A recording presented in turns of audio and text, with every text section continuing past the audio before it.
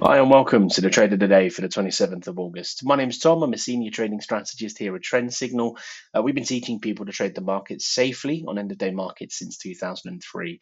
I want to run you through an opportunity that occurred a few days ago on the pound versus the Aussie dollar to show you a sneak peek of what we do as part of our end of day trading ahead of the live session that we'll be hosting at 10:30 tomorrow morning. So let's jump straight into it. You can see a sniper disc in the middle of your screen right now.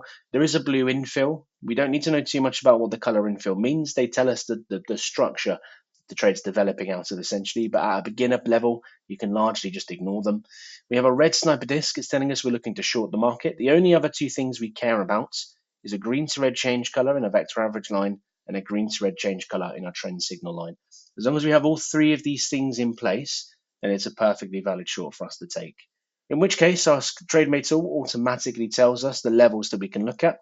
Now, our results are based on the aggressive stop. There are other types of stops you can take according to your own risk management preferences. We're going to stick with the aggressive.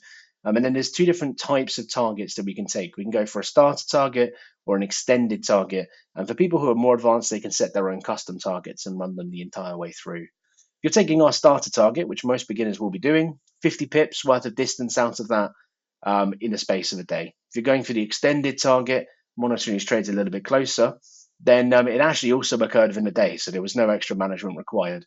But generally speaking, you'll find extended trades will last a day or two longer, so you do need to come back and check on them a little bit more frequently. Now, 80 pips may not sound like a ton, but it does build up. If you're trading on a beginner account, 80 pips at a pound per pip, that's 80 quid in your back pocket for less than a day's work. If you're going for an intermediate sized account, trading at say £5 per pip, it's £400, and all you've done is you've turned up the day before, you've run the tools, you place the trade, and you come back to reap the rewards. We'll show you how to identify more trades like this, along with how to manage trades that go for a little bit longer. The average trade isn't closed within a day. We're normally looking 1 to 3 days. In our live session, 10:30 tomorrow morning. If you're interested in joining us, seeing more about that, then please book in and have a look on the link below.